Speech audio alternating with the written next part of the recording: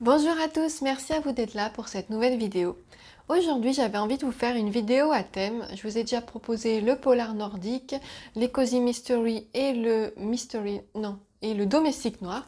Et cette fois, j'avais envie de vous parler du polar historique suite à un commentaire que j'ai eu sur une de mes vidéos YouTube où une personne me demandait des conseils sur ce style-là. Donc du coup, je me suis dit, c'est l'occasion, autant en parler dans une vidéo dédiée. Donc pour cela, j'ai pris quelques petites notes dont je vais vous dire un peu ce que j'ai noté tout de suite. Donc tout d'abord pour la définition du polar historique, j'ai fait quelques recherches sur les sites internet pour essayer d'avoir une définition la plus juste possible, parce que moi je fais vraiment des raccourcis. En polar historique, ça se passe dans l'histoire, et puis voilà, je veux dire, ça se passe dans le passé, mais alors c'est un peu plus complexe. Donc le polar historique associe une enquête policière ayant pour arrière-plan une époque historique particulière ou une civilisation ancienne, donc tout ce qui se passe dans le passé, et une intrigue mêlant généralement des événements et des personnages réels effectifs. Donc voilà, c'est un peu, ça se rapproche un peu de ce que j'avais dit au niveau raccourci. Donc voilà, c'est vraiment du policier qui se passe dans une période antérieure et qui mélange du réel et du fictif.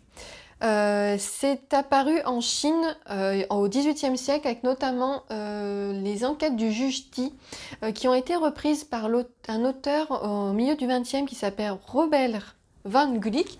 Donc lui, les a remis au goût du jour, les a retraduits et publiés, mais ça a été vraiment écrit au XVIIIe, c'était d'un auteur anonyme d'ailleurs, donc on ne sait pas qui a écrit ces aventures-là. Et cet auteur-là a repris les enquêtes et les a continuées, lui, après, avec d'autres aventures, parce qu'il me semble de mémoire qu'il n'y avait que 3 histoires qui avaient été écrites sur ce juge-ti, et du coup, lui, il en a rajouté quelques-unes.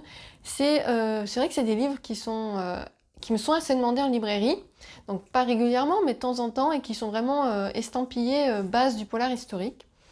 Après, vous avez d'autres auteurs qui s'y sont essayés, et j'ai noté notamment Agatha Christie avec La mort n'est pas une fin, donc c'en est un que je ne connais pas du tout, je ne l'ai pas lu, donc voilà, ça peut être intéressant de découvrir Agatha Christie dans un univers un petit peu historique, parce qu'il ne faut pas oublier que quand elle écrit ses livres, ils sont d'actualité. Pour nous, c'est du passé, mais elle, quand elle les écrivait, c'était d'actualité.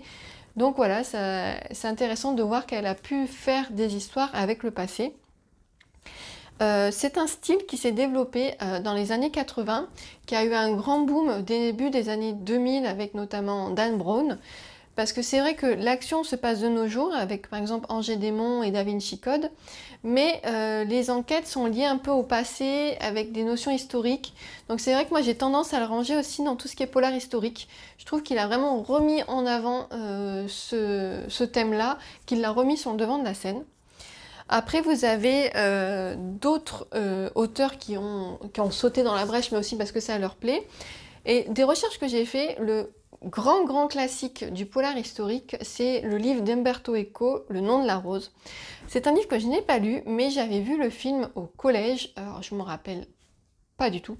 Je sais que il me semble que c'est avec Sean Connery, que il va enquêter dans un monastère, et que là-bas, il y a un jeune moine. C'est tout. Voilà où s'arrêtent mes souvenirs. Mais il est vraiment noté comme étant la référence du polar historique, en plus des enquêtes du juge Ti. Ensuite, j'ai noté 3 auteurs qui vraiment étaient très présents sur ces sites par rapport au polar historique. Il y a notamment Jean Daillon qui lui fait des histoires qui se passent en France entre le XIIIe et le XVIIe siècle, donc tout ce qui est moyenâgeux. On a ensuite Christian Jacques qui lui a fait une série avec Ramsès et tout pendant l'Égypte ancienne qui a l'air très intéressante. J'avoue que j'ai jamais lu Christian Jacques. J'en ai un dans ma pile à lire qui s'appelle La Reine d'Or, donc c'est sur Hatshepsut, que je n'ai pas encore lu mais que j'espère lire bientôt. Mais voilà, lui il est vraiment cité pour tout ce qui est Égypte ancienne, et c'est vrai que c'est une période qui est très peu représentée. Donc lui il est vraiment le pilier de cette partie-là. Et le troisième, c'est Philippe Kerr, avec tout ce qui est Seconde Guerre mondiale. Donc là, c'est vraiment partie pure théorique. Et sur Instagram, je vous ai demandé, vous, de me citer vos polars historiques préférés, ceux que vous aimez vraiment le plus ou ceux que vous connaissez. Donc j'ai eu plusieurs réponses dont je vais vous parler tout de suite. Donc il y a eu L'apothicaire d'Henri Lovenbroek. Je n'ai pas lu Lovenbroek encore, mais j'ai ce livre dans ma pile à lire. Et de mémoire, Estelle, de Petite Lectrice, l'a acheté au Salon du Brive en novembre et a prévu une lecture commune. Donc je pense que je vais me greffer littéralement à cette lecture commune pour le lire. Moi, c'est un exemplaire que j'ai eu d'occasion, donc il est un petit peu défoncé, mais c'est pas grave, tant qu'il y a toutes les pages, ça me convient. Ensuite, vous m'avez je vais y arriver. Vous m'avez cité ceux de Anne Perry, dont l'action se passe au 19e siècle. Pareil, j'ai jamais lu d'Anne Perry, mais je vois tout à fait la collection que c'est. C'est chez 10-18 et à chaque fois, les couvertures sont très très belles.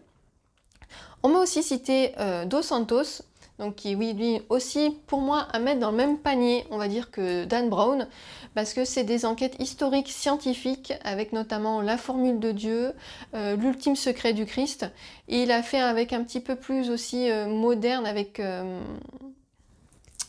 pas Gravity, je sais plus, celui qui se passe dans l'univers, je vous mettrai un petit mot là, parce que je me rappelle plus de son titre. Et voilà, donc lui, à chaque fois, c'est des livres assez bien écrits, c'est étoffé, vraiment, il explore des théories réelles ou non, scientifiques et historiques.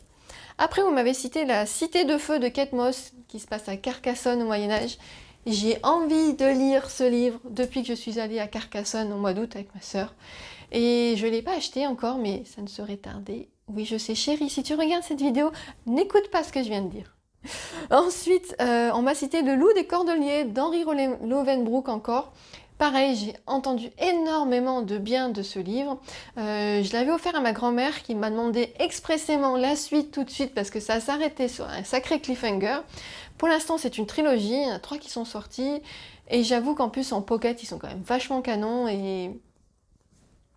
Qui sait? Peut-être qu'au cours de l'année, voilà, toujours chérie, si tu regardes cette vidéo, passe cette partie. Ensuite, on m'a cité Le Mystère Caravage de Peter Dunphy. Alors j'ai de cet auteur Le Mystère Jérôme Bosch.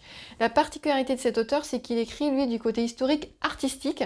Donc le premier, c'était avec Jérôme Bosch, comme l'indique le titre, et là, c'est sur Caravage. Pareil, Estelle, petite lectrice, l'a lu et a énormément aimé, de ce que j'ai cru comprendre. Donc ça me fait quand même aussi envie, mais comme j'ai déjà le premier dans ma pile à lire, je pense que je commencerai par celui-ci pour découvrir l'écriture de l'auteur.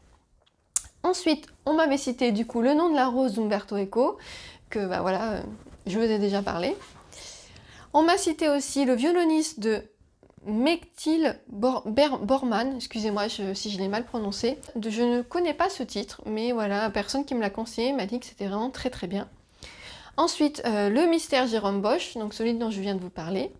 On m'a également parlé de La Fille du Temps de Joséphine Tey, donc ça c'est mon petit binôme, c'est son coup de cœur ultime, où on est sur en fait un inspecteur qui est alité suite à une blessure, et qui pour s'occuper va revenir sur le destin d'Henri IV, il me semble, qui a vraiment une réputation pourrie dans les niveaux historiques, et lui il va enquêter dessus pour dire voilà, que c'était peut-être pas l'homme aussi ignoble auquel on pensait.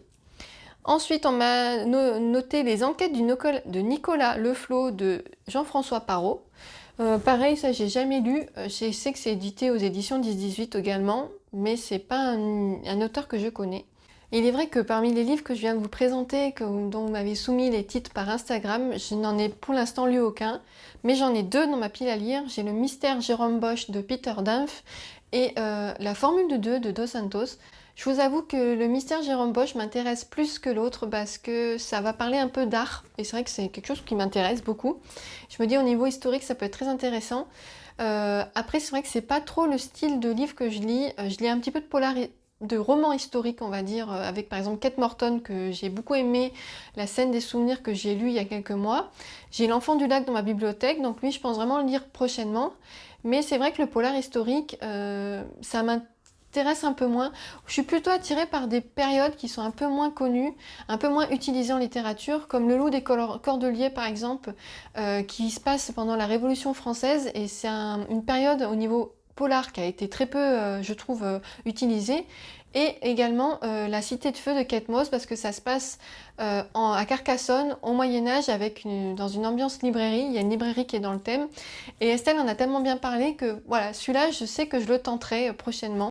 Et vous, est-ce que parmi cette liste que je vous ai présentée, vous en avez déjà lu? Est-ce que vous en avez d'autres que vous voulez rajouter, que j'ai peut-être pas mentionné?